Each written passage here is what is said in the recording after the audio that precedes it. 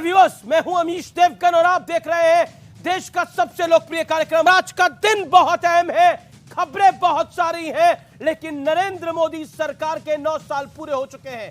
पूरी मोदी सरकार, सांसद, राज्य सरकारें अगले 1 महीने देशवासियों को सरकार के कामकाज की, यानी आपको मोदी सरकार अपनी रिपोर्ट कार्ड देगी। मोदी सरकार ने 9 साल पूरे होने पर एक बड़ा संदेश दिया है। सरकार कार्यकाल को सेवा भाव से जोड़ दिया है। प्रधानमंत्री ने ट्वीट करके कहा कि 9 साल में हमने हर फैसला, हर एक्शन लोगों की बेहतरी के लिए किया है। लेकिन विपक्ष एक बार फिर सरकार पर अटैक के मूड में है। मोदी सरकार के 9 साल को नाकामी के 9 साल करार दे दिया गया है। कांग्रेस का आरोप है कि 9 साल में संविधान, लोकतंत्र समेत ऐसा कोई वर्ग नहीं है जो सरकार के हमले से अछूता हो। नौजवान, किसान सबकी बात कर रही है।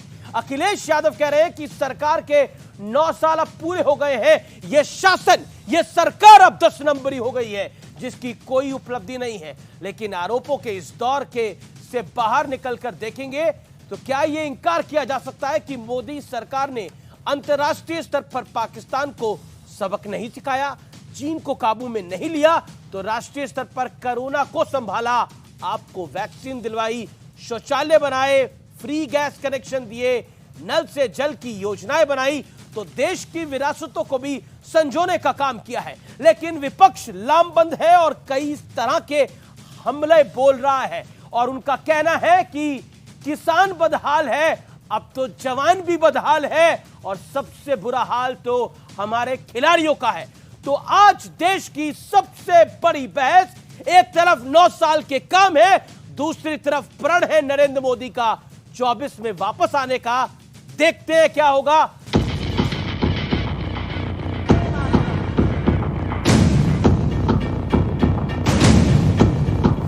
आज जब हम राष्ट्र की सेवा में 9 साल पूरे कर रहे हैं, मैं विनम्रता और कृतज्ञता से भर गया हूं। हमने हर फैसला, शासन के 9 साल पूरे होने पर ये प्रधानमंत्री मोदी का बड़ा संदेश है, क्योंकि इसमें सत्ता नहीं, सेवा पर जोर है। और इस संदेश के साथ ही बीजेपी ने महीने भर का महासंपर्क अभियान शुरू कर दिया है। दिग्गज मंत्री से लेकर मुख्यमंत्री तक सब मैदान में उतर चुके हैं। पहली बार हो रहा है जब जैसे को तैसे का जवाब भारत दे रहा है। भारत की सीमाएं सुरक्षित हैं, पहले की तुलना में सुदृढ़ हुई है। 27% गरीबों को गरीबी रेखा से बाहर निकालने का काम किया है। कांग्रेस की 4 पीढ़ियों ने नारा लगाया, गरीबी हटाओ, गरीबी हटाओ, गरीबी हटाओ। गरीब मिट गया था, लेकिन गरीबी नहीं मिटी। दूसरी तरफ विपक्ष 9 साल के नाम पर मोदी सरकार को घेरने में जुट गया है। 9 साल पूरे हो गए तो इसका मतलब 10 नंबर ही हो गई सरकार। क्या उपलब्धि है सरकार की? पिछले 9 सालों में संवैधानिक और लोकतांत्रिक संस्थाओं को क्यों कमजोर किया जा रहा? बीते 9 साल में पाकिस्तान पर सर्जिकल स्ट्राइक से लेकर एयर स्ट्राइक तक हुई, 3 तलाक का खात्मा हुआ, कश्मीर से 370 हटा, नई भव्य संसद का उद्घाटन हुआ और अयोध्या में दिव्य राम मंदिर का काम भी पूरी रफ्तार से हो रहा है।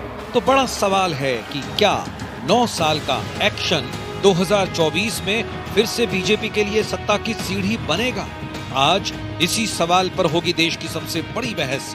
9 साल का प्रण, 24 का रण। और अब वक्त है सुप्रसिद्ध विश्लेषण का। आइए आपको एक एक करके दिखाते हैं कि मोदी सरकार के 9 साल का विश्लेषण क्या है, क्या किया है, क्या बाकी है, यानी चैलेंजेस क्या है नरेंद्र मोदी के शासन के लिए और कामयाबियां क्या है। सर्जिकल स्ट्राइक और एयर स्ट्राइक से भारत की ताकत से एक बड़ा संदेश दिया है नरेंद्र मोदी ने, लेकिन क्या बाकी है आपको हम बता देते हैं। दुष्ट प्रचार तंत्र को काउंटर करने की चुनौती बाकी है। ये गलत आ रहे हैं ग्राफिक्स, माफी मैं उसके लिए आपके लिए चाहता हूं, ये गलत ग्राफिक्स आ रहे हैं। अगली बात क्या है, क्या किया है? मुस्लिम बहनों को 3 तलाक से आजादी दी है। अल्पसंख्यकों का भरोसा मजबूत करने की चुनौती है। बढ़ता हूं आगे, 370 मिटाकर कश्मीर को विकास की नई रफ्तार दी है, लेकिन बड़े मुद्दों पर विपक्ष को साथ रखने की एक बड़ी चुनौती है। बढ़ता हूं आगे, 100 साल बाद भारत को भव्य संसद मिली है। क्या बाकी है? दक्षिण में बीजेपी के विस्तार की एक बड़ी चुनौती है, एक बड़ा चैलेंज है। अयोध्या में भव्य और दिव्य राम मंदिर का निर्माण जारी है। भारत को $5 ट्रिलियन की अर्थव्यवस्था बनाने की चुनौती है, तब भारत चौथी अर्थव्यवस्था होगा। और अभी हमने यूके को बीट कर दिया है, यह बड़ी बात है। लेकिन बड़ा सवाल क्या है, आपको बता देता हूं। क्या 9 साल का रिपोर्ट कार्ड 2024 के लिए सत्ता की सीढ़ी बनेगा? और हमारे साथ इस समय एक्सक्लूसिवली बातचीत करने के लिए जुड़ रही हैं केंद्रीय मंत्री स्मृति ईरानी। स्मृति जी, आपका अभिनंदन है। सरकार के 9 साल पूरे हुए हैं, 9 उपलब्धियां बताई जा रही हैं, लेकिन पॉलिटिक्स बहुत जबरदस्त चल रही है। राहुल गांधी कह रहे हैं कि उनकी यात्रा का बहुत बड़ा फायदा हो रहा है साउथ के अंदर, कांग्रेस कह रही है ये। और भारतीय जनता पार्टी को अब बहुत मेहनत करनी पड़ेगी अगर 24 में आना है तो। भारतीय जनता पार्टी का ये सौभाग्य रहा है कि जब से हमारे पार्टी की नींव रखी गई है तब से लेकर आज तक हर कार्यकर्ता ने अथक प्रयास, अथक परिश्रम किया है। इसके सबसे बड़े प्रमाण हमारे सबसे वरिष्ठ कार्यकर्ता जो राष्ट्र के प्रधान सेवक की भूमिका में है वो हैं, जिन्होंने 9 साल की इस लंबी अवधि में एक दिन की भी छुट्टी नहीं ली।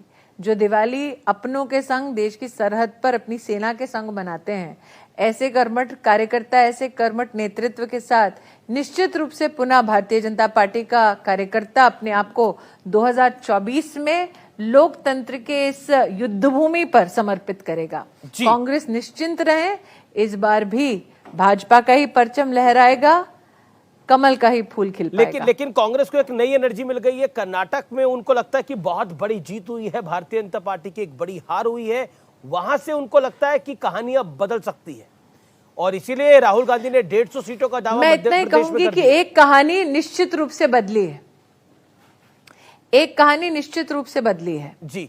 वो कांग्रेस पार्टी जो गत 9 वर्षों में ईवीएम को बार बार अपशब्द कहती थी, इस बात प्रफुल्लित है कि ईवीएम फाइनली काम कर रहा है। वो कांग्रेस पार्टी जो देश की सुप्रीम कोर्ट पर, देश के चुनाव आयोग पर कटाक्ष करती थी, टिप्पणी करती थी, इस बार अपनी एक प्रदेश की जीत के बाद हर्षो उल्लास के इस माहौल में कम से कम चुनाव आयोग को गाली नहीं दे रही है। तो मैं इतना ही कहूंगी कि भारतीय जनता पार्टी ने कर्नाटक के परिणाम को सर आंखों पर लिया, पुनः जनता का सहयोग, एक ब्लॉक पर काम अपना शुरू कर चुके हैं।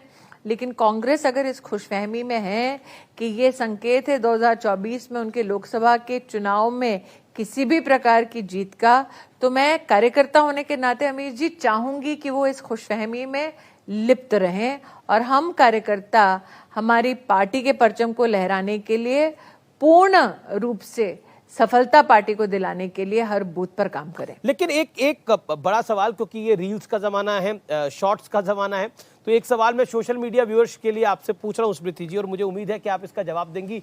एक ऐसा काम जो आपको लगता है कि इस सरकार ने जो करा है और वो गेम चेंजर है आपकी राय में, वन वर्क इन 9 years? मुझे लगता है इस 9 साल की अवधि में गेम चेंजर ये रहा कि आपने 11 करोड़ परिवारों में, जिसमें प्रत्येक परिवार में कम से कम 4 लोग हैं, ऐसे 40 करोड़ नागरिकों को इज्जत से अपने दिन की शुरुआत करने की व्यवस्था कर दी। वो आपके लिए शायद हेडलाइन ग्रैबर नहीं होगा, लेकिन कम से कम सम्मान दिलाने वाला ये काम गेम चेंजर गरीब परिवार के लिए है। मुझे लगता है कि एडमिनिस्ट्रेटिवली गेम चेंजर ये बात भी है कि जिस देश में राजीव गांधी ये कहते थे रुपया दिल्ली से चलता है तो 15 पैसा हो जाता है गांव तक पहुंचते पहुंचते, इन 9 वर्षों में 25 लाख करोड़ रुपया देश की तिजोरी से सीधा देश के गरीब के बैंक के खाते में गया है। मुझे लगता है गेम चेंजर ये भी है कि जो कांग्रेस पार्टी ने अपने कार्यकाल में 4 करोड़ फर्जी लाभार्थी बना रखे थे राशन कार्ड की दुनिया में, उन फर्जी लाभार्थियों को सिस्टम से हटाया गया, देश का 2,75,000 करोड़ रुपया बचाया गया। मुझे लगता है गेम चेंजर ये है कि आज 32 करोड़ से ज्यादा मुद्रा के लोन्स हमारे देश में छोटे छोटे व्यापार, छोटे छोटे व्यवसाय शुरू करने के लिए देश के साधारण नागरिकों को मिल चुका है। मुझे लगता है गेम चेंजर ये है कि सिर्फ ऑस्ट्रेलिया में प्रधानमंत्री को बॉस की उपाधि नहीं दी, बल्कि 2 राष्ट्रों के युद्ध को विराम दिया गया, क्योंकि हिंदुस्तान का प्रधान सेवक चाहता था कि हिंदुस्तानी सुरक्षित अपने घर लौट सके। मुझे लगता है गेम चेंजर ये है कि जिस हिंदुस्तान ने कभी वैक्सीन की लाइन में अपने आप को पाया, वो हिंदुस्तान कोविड की वैक्सीन अपने देश में बनाए, 220 करोड़ वैक्सीन की डोजेस टेक्नोलॉजिकली अपने देशवासी को पहुंचाए और 160 देशों में वैक्सीन मैत्री के नाम से वो वैक्सीन और फार्मास्यूटिकल उपलब्ध कराए। गेम चेंजर ये भी है कि जो अर्थव्यवस्था 10वें पायदान में थी, वो मात्र 9 वर्षों की अवधि में 5वें पायदान तक पहुंच गई है।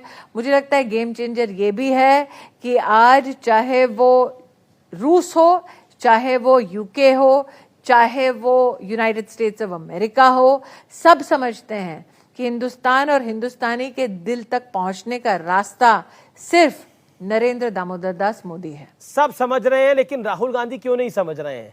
उनको तो बार बार लगता है कि मोदी जी ने कुछ नहीं करा। उन्होंने बोला विनाश के 9 साल है। अगर आप राहुल गांधी से समझ की अपेक्षा करते हैं तो अमीश जी, शायद आप भी फिर एक राजनीतिक खुशफहमी में जीते हैं जी। आप कब से राहुल गांधी से समझ की अपेक्षा करने लगे? लेकिन देखिए, लोकतंत्र है तो पक्ष और विपक्ष दोनों की बात को सुना जाता है। एक ऐतिहासिक घटना हुई और उस ऐतिहासिक घटना के हम भी साक्षी बने। देश में एक नई संसद मिली और 100 साल बाद एक ऐतिहासिक पल था, लेकिन एक बॉयकॉट भी चला उसको लेकर। क्या आपको लगता है कि जिस तरह की टिप्पणियां की गई, मानना है जी, कांग्रेस ने तो प्रधानमंत्री को पंडित नेहरू के चरणों में दिखाने का प्रयास किया एक ट्वीट के जरिए, सेंगोल को लेकर विवाद खड़ा किया गया, ताबूत दिखाया गया भारतीय संसद को आरजेडी द्वारा। व्हाट यू हैव टू से ऑन दैट? जिनकी टांग खुद राजनीतिक एक कब्र में है, वो ताबूत दिखाएंगे तो कहीं ना कहीं ये उनकी राजनीतिक शैली का प्रमाण देते हैं। मुझे ऐसा लगता है कि जब वो देश की संसद का इस प्रकार से अपमान करते हैं तो वो अपमान मोदी का नहीं है, हर उस नागरिक का अपमान है जो देश की संविधान को अपना प्रथम अधिकार समझता है, अपना प्रथम जिम्मेदारी समझता है। मुझे ये भी लगता है कि जिन लोगों ने ये छलावा किया कि वो पार्लियामेंट का बॉयकॉट करेंगे, वो क्या आगामी सेशन में पार्लियामेंट में अपने पैर नहीं धरेंगे? और जहां तक सेंगोल की बात है, तो भारत के इतिहास को जुटलाना ये तो गांधी खानदान की खासियत है। हिंदू धर्म पर कटाक्ष करना ये तो गांधी खानदान की खासियत है। जयराम रमेश ने कहा, जयराम रमेश ने बोला ये व्हाट्सएप यूनिवर्सिटी का ज्ञान है। अगर नेहरू जी को जयराम रमेश इस प्रकार की अभद्र टिप्पणी कर सकता है, तो सोनिया जी को सोचना चाहिए कि ससुर साहब की बदनामी करने वाले को वो क्या अभी भी मीडिया का चार्ज देंगी? ये तो बहू जाने, उनका ससुराल जाने। लेकिन एक बड़ा पॉइंट है सेंगोल को लेकर। जब सेंगोल को स्थापित किया गया, मंत्रोच्चारण हुआ, उससे पहले सर्वधर्म सभा भी हुई, लेकिन उसको एक धर्म विशेष के साथ जोड़ने का प्रयास हुआ और उसको लेकर भी एक पॉलिटिक्स है। Your take on that? मैं इतना ही कहूंगी, आपने सर्वधर्म की प्रार्थनाओं का वहां उल्लेख किया। मैं एक पारसी से ब्याही हूं, इंदिरा जी भी एक पारसी से ब्याही थी, और जहां तक लीनिएज की बात है तो कहीं ना कहीं गांधी खानदान में पारसी का वो अंश भी है।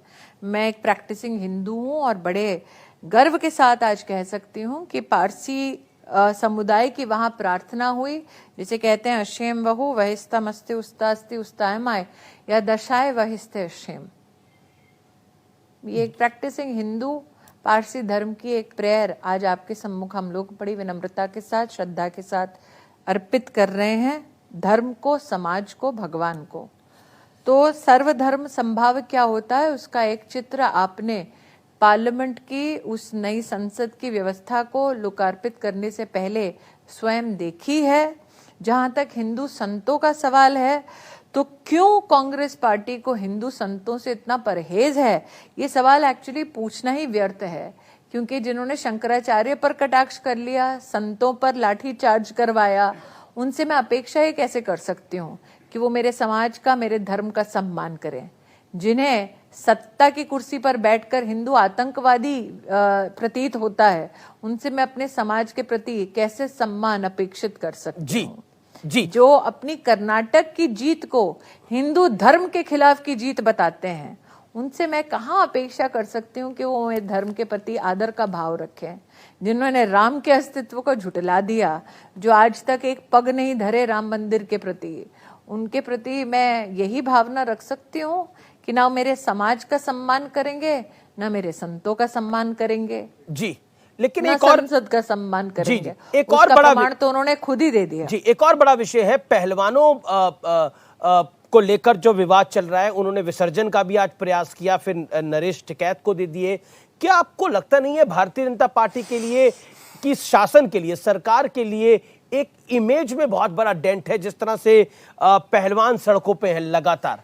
देखिए, कानून और आपके सांसद पे आरोप है। अभी आपके इस कार्यक्रम से पहले ही मैं अभी आपसे चर्चा करने से पहले एक कार्यक्रम में बबीता फोगाट जी के साथ थी, जो उसी परिवार की सदस्य हैं। आपको लगता है कि अगर इस प्रकार का कोई निर्दयी, निर्लज्ज अथवा ऐसा कोई कानून पर प्रहार करने वाला काम हम कर रहे होते तो बबीता फोगाट मेरे संग बैठी होती?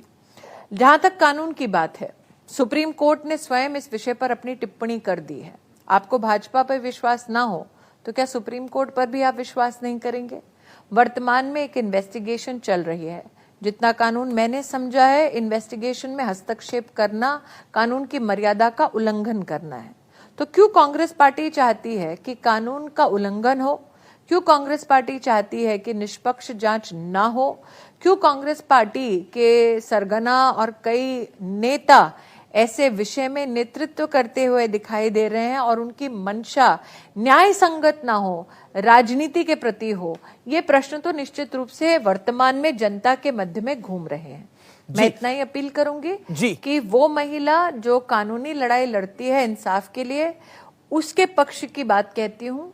वर्तमान में जो इन्वेस्टिगेशन चल रहे हैं उसमें कोई हस्तक्षेप ना करें, ताकि जुडिशियल प्रोसेस किसी भी रूप में आहत ना हो। ये मेरी अपील रहेगी। क्योंकि आप टेक्सटाइल मिनिस्टर भी हैं और महिला विकास मंत्री भी हैं, मेरा सवाल बहुत महत्वपूर्ण है। ये रह चुकी हूँ। जी। मेरा सवाल बहुत माफ करिए, रह चुकी हैं। मेरा ये सवाल बहुत महत्वपूर्ण है आपसे। क्या आपको लगता है कि खिलाड़ियों की छाती पर, जिस तरह से प्रियंका गांधी ने ट्वीट किया कि खिलाड़ियों की छाती पर मेडल हमारे देश की शान है, लेकिन उस पर बूट रखे जा रहे हैं, क्या आपको लगता नहीं है कि ये एक पॉलिटिकल इशू भी बन रहा है और बड़ा पॉलिटिकल विषय बन रहा है? पॉलिटिकल इशू ही है,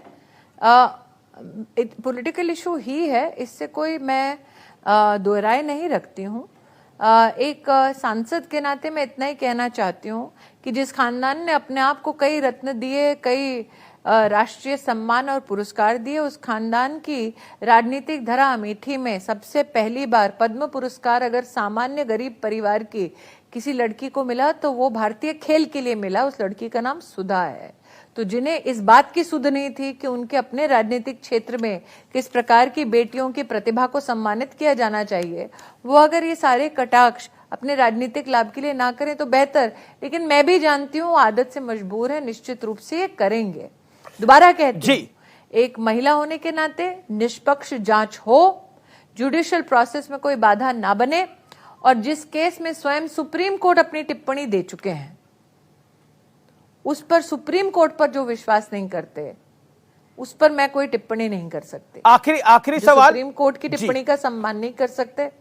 जी आखिरी सवाल, 2024 की लड़ाई क्या आपको लगता है एक बार फिर मोदी वर्सेस ऑल होने जा रही है? क्योंकि नीतीश कुमार सबको साथ लेकर चलने की बात कर रहे हैं, अब तो अरविंद केजरीवाल, क्योंकि ऑर्डिनेंस आ गया है तो वो भी सबको साथ लेकर चलने की बात कर रहे हैं। जो खुद अपने पैरों पे खड़े नहीं हो पाते, जो खुद अपने पैरों पर नहीं खड़े हो पाते, वो साथ चलने की बात करते हैं अमित जी। और किस प्रकार का ये याराना है ये? कांग्रेस पार्टी ये जवाब दे दे। ममता बंदोपाध्याय ने बंगाल में कई कांग्रेस के कार्यकर्ताओं के ऊपर शोषण किया, प्रहार किया, ऐसा कई कांग्रेस के नेता स्वयं कहते हैं। तो जिस टीएमसी का हाथ सना है कांग्रेस के कार्यकर्ताओं के खून के साथ, क्या गांधी खानदान उस टीएमसी के साथ हाथ मिलाएगी? नीतीश जी ने गांधी खानदान को भ्रष्ट कहा, क्या गांधी खानदान उनका आलिंगन कर पाएगी? गांधी खानदान और देश ने लालू जी को भ्रष्ट कहा, क्या राहुल गांधी की स्वच्छ राजनीति राहुल जी को इस बात की इजाजत देती है कि वो लालू जी को क्लीन चिट दे पाएंगे? केजरीवाल साहब गांधी खानदान और कांग्रेस के कसीदे पढ़ते थे एक जमाने में, शरद पवार जी को गाली देते थे। आज उनका एक नया याराना हो रहा है इन लोगों के साथ। तो जिन राजनीतिक दलों में खुद विरोधाभास सबको एक कॉमन चीज जोड़ती है, वो कॉमन चीज है नरेंद्र मोदी। सब नरेंद्र मोदी के खिलाफ है। उन्हें लगता है कि नरेंद्र मोदी से निपटने, आपस में बाद में निपट लेंगे। जनता भी देख रही है, जनता ये जानती है कि वो एक अकेला सब पे भारी है। चलिए, जनता जानती है कि मोदी उनकी लड़ाई लड़ रहे हैं और वो अपने अस्तित्व की लड़ाई लड़ रहे हैं। यही फर्क है दोनों पक्षों में। बहुत बहुत शुक्रिया बेबाकी से बात करने के लिए, हर विषय पर बात करने के लिए। Thank you so much. और हमारे साथ इस समय एक्सक्लूसिवली बात करने के लिए जुड़ रहे हैं केंद्रीय मंत्री पीयूष गोयल। पीयूष जी, अभिनंदन है आपका न्यूज 18 पर।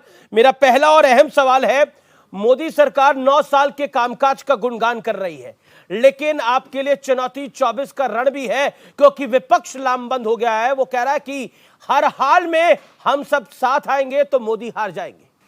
अमित जी, प्रधानमंत्री नरेंद्र मोदी जी पर भारत की जनता ने 2014-2019 में और बड़ी मार्जिन से एब्सोल्यूट मेजॉरिटी, पूर्ण बहुमत की सरकार देकर उन पर विश्वास रखा। 9 वर्ष हमें मौका दिया जनता ने सेवा करने का, जिसके लिए हम सब कृतज्ञ हैं और जनता का धन्यवाद करना चाहते हैं।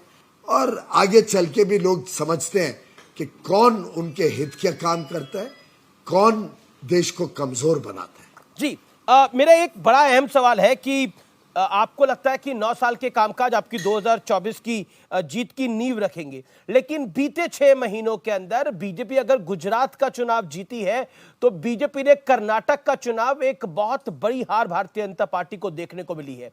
क्या आपको लगता है उसका भी इंपैक्ट पड़ेगा आने वाले महीनों में? 3 राज्यों में बड़े चुनाव हैं। राजस्थान में आप प्रेस कॉन्फ्रेंस कर रहे थे, वहां चुनाव है, छत्तीसगढ़ चुनाव है, मध्य प्रदेश चुनाव है। अमित जी, चुनाव आएंगे, चुनाव जाएंगे। हमारा काम है जनता का काम करना, जनता की सेवा करना, जनता की आशाएं अपेक्षाओं को पूरा करना, और उसमें निरंतर मोदी जी जुटे हुए हैं। पूरा सरकार उस काम में लगी हुई है। प्रधानमंत्री मोदी जी ने हम सबको शुरू से कहा है, चुनाव के हिसाब से हम काम नहीं करेंगे, जो देश हित और जनहित में है उस काम को प्राथमिकता देंगे। हमारा जो शो है वो डिजिटली भी बहुत ज्यादा देखा जाता है, तो ये अपने डिजिटल व्यूअर्स के लिए मैं सवाल पूछ रहा हूं, क्योंकि ये सोशल मीडिया का युग है और मैं कहूं तो शॉर्ट्स का युग है। तो देश के युवा को ये जानना है कि अगर 9 साल में बहुत से काम हुए होंगे, 370 हटी है, राम मंदिर का काम हुआ है, नई संसद बन गई है, लेकिन अगर आपको यंग जो हमारी पॉपुलेशन है उनको संबोधित करना हो और आपके पास समय हो 50 सेकंड का, 40 सेकंड का, तो कौन से काम आपको लगता है 5 बड़े आप गिना पाएंगे? हमने विरासत को भी संभाला, हमने विकास की भी चिंता की जी। और हर वर्ग को आज ये दिखता है कि प्रधानमंत्री मोदी जी हैं तो मुमकिन है, देश का भविष्य उज्जवल है। उनकी आशाएं अपेक्षाओं को पूरा करने के लिए एक अच्छा निर्णायक नेतृत्व जो विकास से प्रेरित हो और साथ में संवेदनशील हो, ऐसा नेतृत्व अगर देने का कोई क्षमता रखता है तो सिर्फ और सिर्फ प्रधानमंत्री नरेंद्र मोदी। लेकिन एक सवाल, एक आपकी जो कि बहुत बड़ा चैलेंज रहा वो विपक्ष को साथ लेके चलना रहा, और नई संसद बनी तब भी विपक्ष को साथ नहीं लेके भारतीय जनता पार्टी यानी ये शासन चल पाया। उन्होंने भी बड़ी सारी कंप्लेंट्स करी। क्या कहना चाहते हैं, क्योंकि नई संसद के उद्घाटन कार्यक्रम में मैं भी मौजूद था, एक बहुत बड़ा भव्य कार्यक्रम था, लेकिन क्या आपको लगता है लोकतंत्र में विपक्ष की भी एक भागीदारी है, लेकिन उनका मिस होना क्या आपको लगता नहीं है? क्योंकि आप राज्यसभा में नेता भी हैं, इसलिए ये मेरा सवाल है आपसे। हमने हर संभव कोशिश की कि विपक्ष साथ में मिलके देश की उपलब्धियों पे मिलके हम सब पूरे विश्व के सामने एक अच्छा चित्र रखें। सभी देशों के डिप्लोमेट्स थे, जैसा आपने देखा होगा उस दिन, और एक मौका था पूरे विश्व को बताने का कि कैसे भारत एकजुट होकर भारतवासियों के भविष्य के लिए काम कर रहा है। मुझे बड़ा दुख होता है देख के कि ऐसे विवाद क्रिएट किए जाने की कोशिश करती है विपक्ष, जो बेबुनियाद होते हैं और भारत की विरासत को भी रिस्पेक्ट नहीं करते, भारत के विकास को भी रिस्पेक्ट नहीं करते, और विश्व के सामने अपने आप देश को जो नीचा दिखाने की कोशिश की जाती है कांग्रेस और अन्य विपक्षी दलों द्वारा, बहुत दुर्भाग्यपूर्ण स्थिति है। मैं अभी भी समझता हूं कि विपक्ष के नेताओं ने भारत के सम्मान को, भारतवासियों के सम्मान के साथ कॉम्प्रोमाइज नहीं करना चाहिए।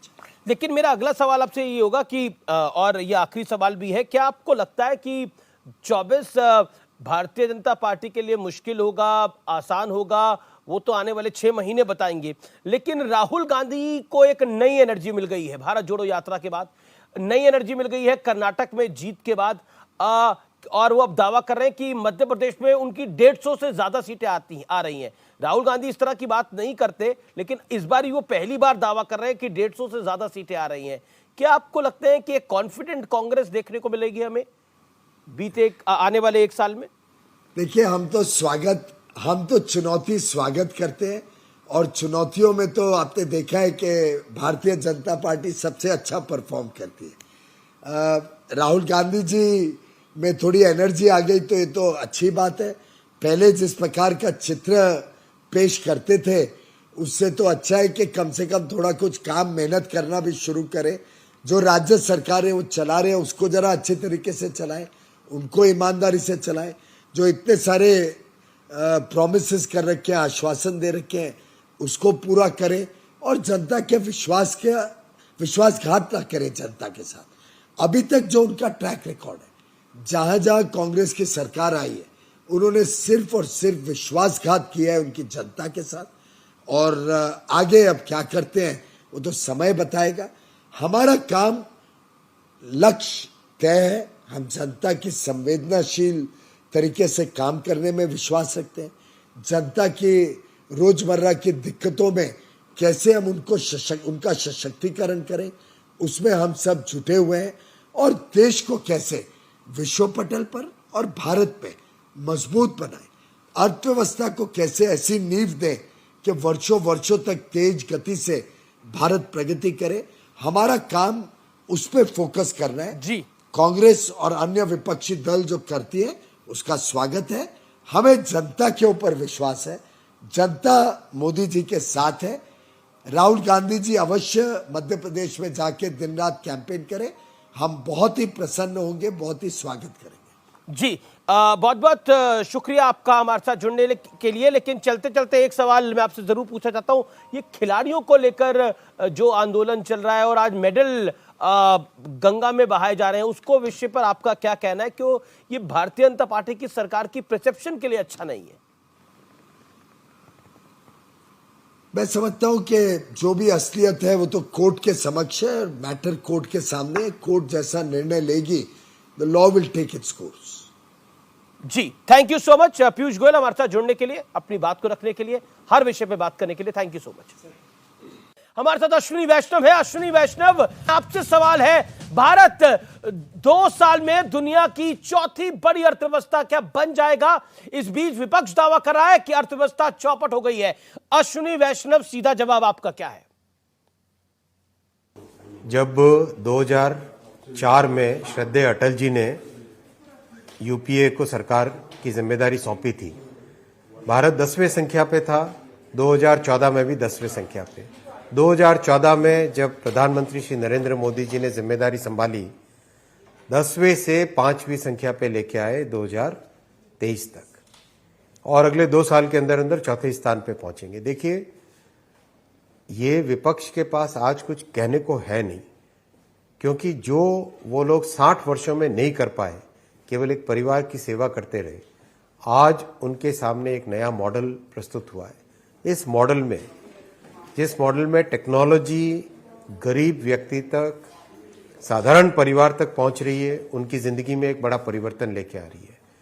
ऐसा मॉडल, जिस मॉडल में गरीब के जी कल्याण को, सेवा के भाव को, समर्पण के भाव को राजनीति का प्रमुख बनाया गया। लेकिन मौजूदा सरकार ने वंदे भारत की झड़ी लगा दी है, लेकिन विपक्ष का कहना है कि प्रधानमंत्री हर ट्रेन को हरी झंडी क्यों दिखा देते हैं, ये उनका एक बड़ा आरोप रहता है। अश्विनी जी, इसका जवाब। फिर राजस्थान पे आऊंगा। देखिए, वंदे भारत एक ऐसी ट्रेन है जो वर्ल्ड क्लास ट्रेन है, और भारत के इंजीनियर्स ने डिजाइन की, भारत में ही बनी हुई। ये एक ऐसी उपलब्धि है जिस उपलब्धि की आज दुनिया भर में चर्चा है।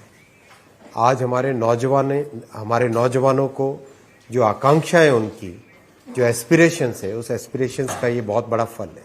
एक काम करने का नया तरीका है और इस नए तरीके को जिसमें देश में एक तरीके से एक नव ऊर्जा संचारित हो रही है, उसके साथ सभी के सभी नौजवान जुड़ रहे हैं। देश में यात्रा करने का एक नया तरीका आ रहा है। ये है वंदे। जी मेरा अगला सवाल है, राजस्थान आपका गृह प्रदेश है जहां चुनाव होना है। कांग्रेस कह रही है कि अब पायलट और गहलोत जो है वो के बीच सारे मतभेद दूर हो चुके हैं, दोनों मिलकर मजबूती से चुनाव लड़ेंगे और बीजेपी को हरा देंगे। इस चुनौती से कैसे निपटेंगे? अश्विनी राजस्थान के जन जन ने पहचान लिया है, समझ लिया है किस तरह से अशोक गहलोत जी की सरकार ने उनके साथ भ्रष्टाचार के नए आयाम पैदा किए। राजस्थान के सभी नौजवान इस बात को समझ चुके हैं कि उनकी जिंदगी के साथ खिलवाड़ हो रहा है। आप देखो, जब भी कोई एग्जाम होता है उसका पेपर लीक हो जाता है। मोदी जी का काम करने का तरीका देखिए। रेलवे में 1,25,00,000 एप्लीकेंट, उसका एग्जाम 300 सेंटर पे कई 100 शिफ्टों में, एब्सोल्युटली फ्लॉलेस एग्जाम, कहीं पर कोई कंप्लेंट नहीं, कोई पेपर लीक नहीं। ये काम करने का तरीका होता है जिसमें नौजवानों के भविष्य के साथ जिस तरह से कांग्रेस खिलवाड़ कर रही है और यहां समर्पण के भाव के साथ काम हो रहा है, ये फर्क है। इसीलिए राजस्थान में बहुत बड़ा परिवर्तन आने वाला है। राधिका खेड़ा, आपका फर्स्ट रिएक्शन। पीयूष गोयल ने बोला है law will take its own course, और अश्विनी वैष्णव कह रहे हैं कि राजस्थान में परिवर्तन आने वाला है क्योंकि अशोक गहलोत ने खराब काम किया है और मोदी जी के नेतृत्व में वहां पे शासन आएगा। राधिका खेड़ा, 40 सेकेंड। राधिका, आपको मेरी आवाज मिल रही है? बोलिए।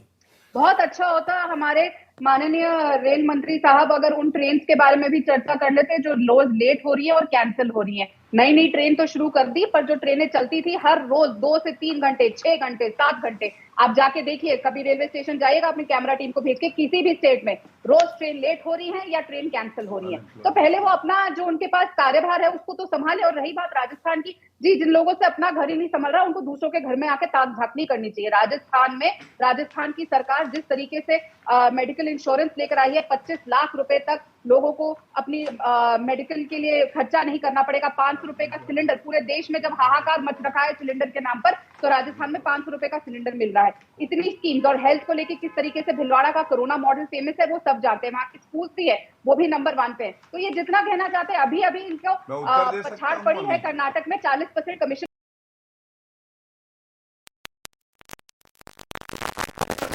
बड़ी मूर्ति गिन के, तो इनको नहीं आंधी आई और मूर्ति गिर गई, आंधी आई एक तूफान आया और तूफान में मूर्ति गिर गई, उसको आप, अच्छा ठीक है, गौरव भाटिया जवाब ले लेते हैं।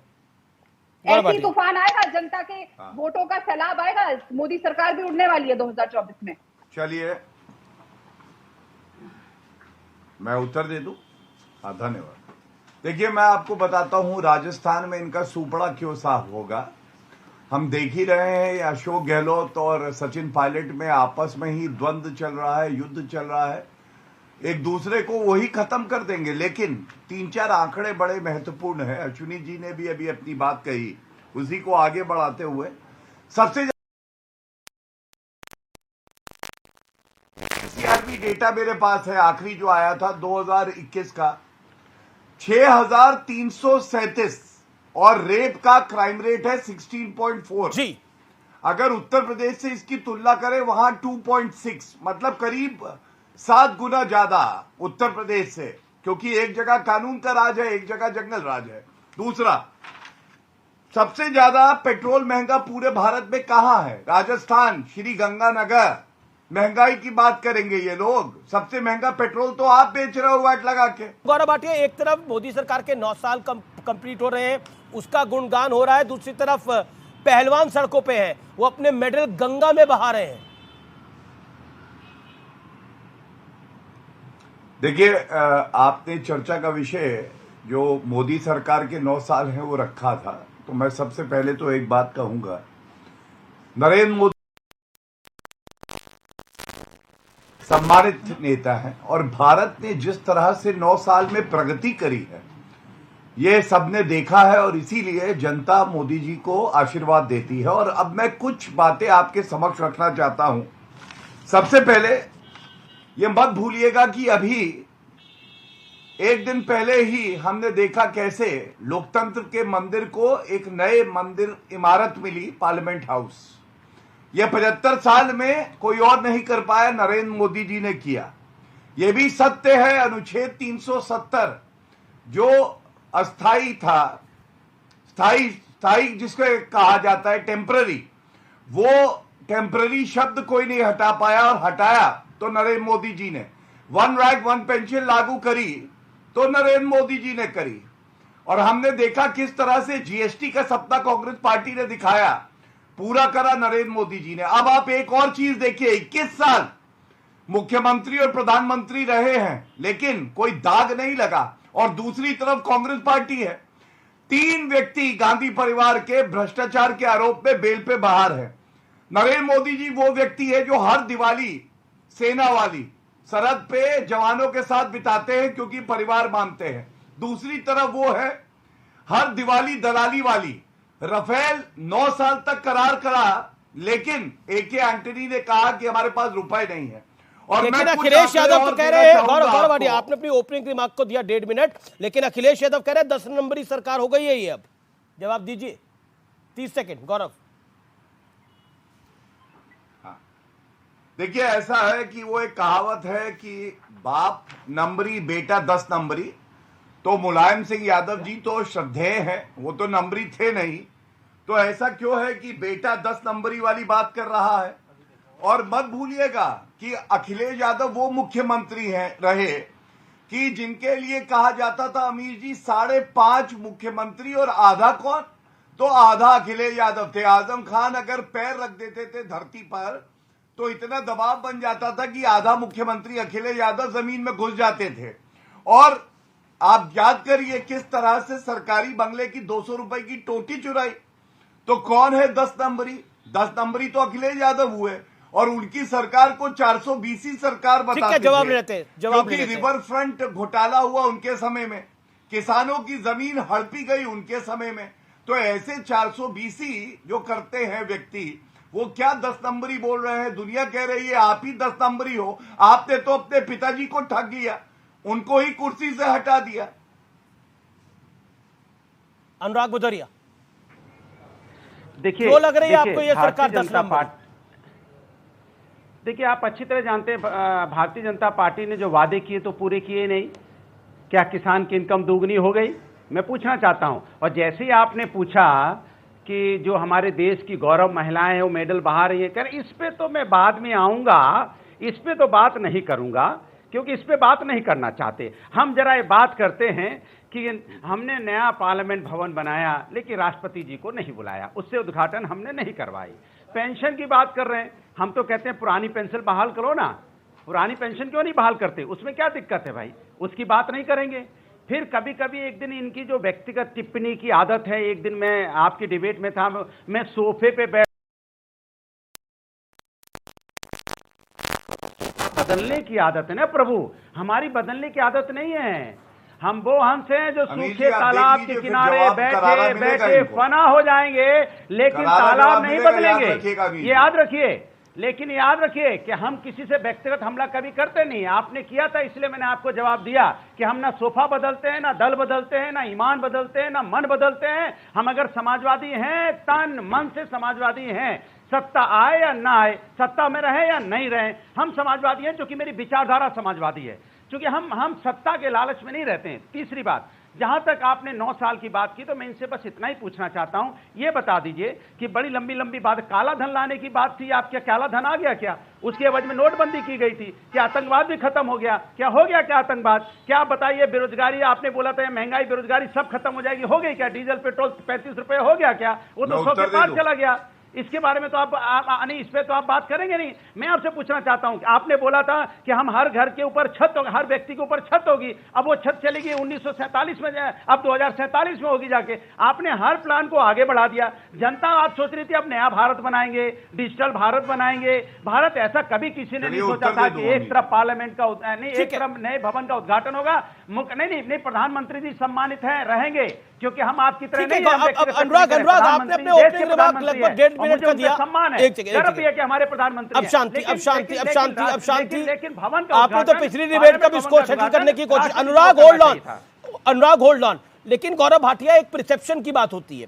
क्या आपको लगता नहीं है जो रेसलर्स इस समय कर रहे हैं वो परसेप्शन लॉस है भारतीय जनता पार्टी के शासन के लिए? गंगा में बहा रहे हैं वो अपने मेडल्स, कैसे बच पाइएगा इन सब चीजों से गौरव भाटिया?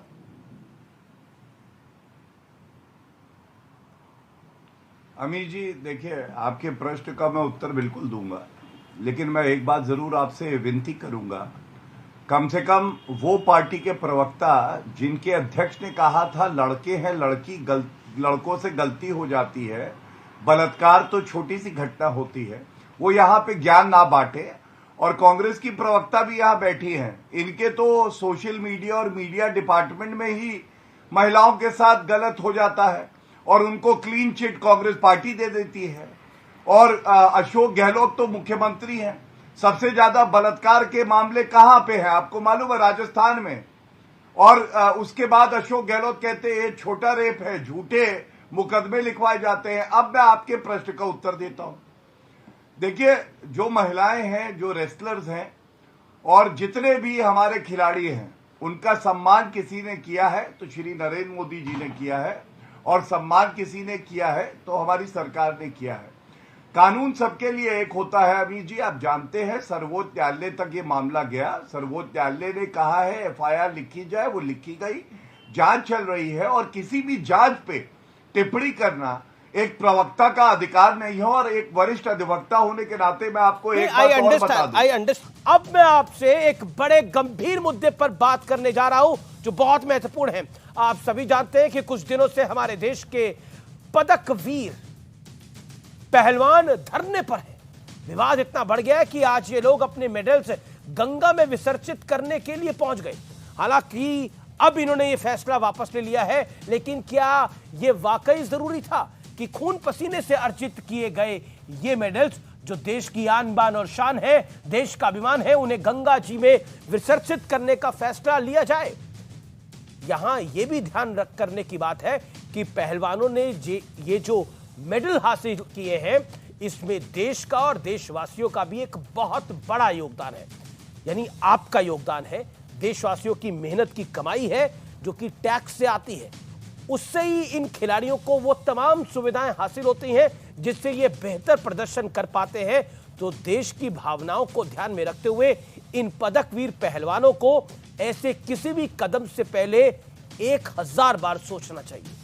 यह भी समझना बहुत आवश्यक हो जाता है कि विवाद आखिर है क्या, ये कहां से आया और कैसे शुरू हो गया।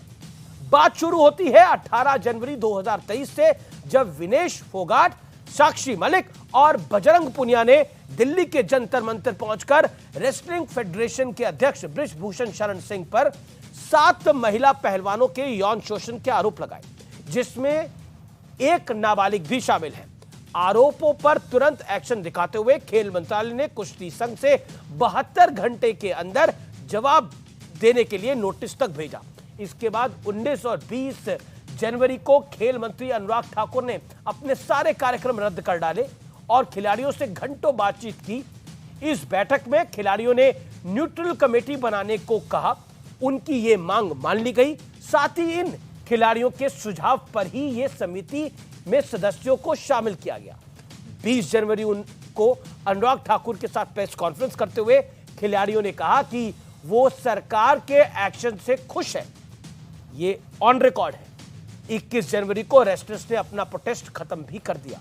23 जनवरी को वादे के मुताबिक सरकार ने मैरी कॉम की अध्यक्षता में ओवरसाइट कमेटी बना दी।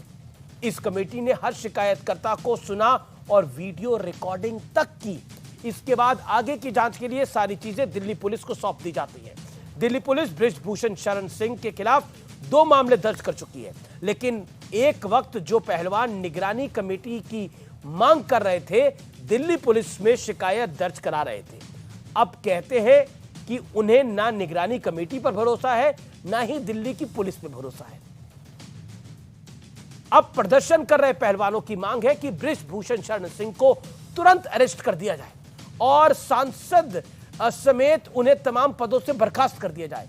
दूसरी ओर बृजभूषण शरण सिंह का दावा है कि नवंबर 2021 में भारतीय कुश्ती महासंघ ने नियमों में जो बदलाव किए, ये पहलवान उससे बेहद नाराज है, क्योंकि नए नियमों के मुताबिक ओलंपिक के लिए कोटा हासिल कर चुके पहलवानों को भी ट्रायल्स देना होगा, जिससे देश को मेडल मिल सके, ताकि सबसे फिट पहलवानों की ही ओलंपिक में चुने जाए। बृजभूषण का आरोप है कि ओलंपिक खेल चुके पहलवान अब कोई नेशनल लेवल खेलना तक नहीं चाहते। ये खिलाड़ी ट्रायल्स के भी खिलाफ है। यहां यह भी जानना जरूरी है कि कजाकिस्तान में हुए एशियन रेसलिंग चैंपियनशिप के लिए बजरंग पुनिया, रवि दहिया और दिनेश फोगाट क्वालिफाई नहीं कर पाए थे, क्योंकि इन्होंने ट्रायल्स में हिस्सा ही नहीं लिया था, यानी एग्जाम में हिस्सा नहीं लिया, लेकिन पास सब होना चाहते हैं।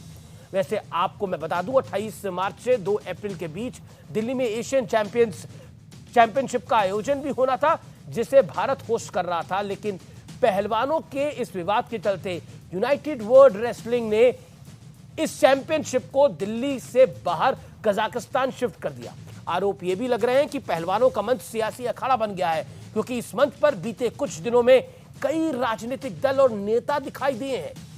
जो कुछ हो रहा है वो बेहद अफसोसजनक है।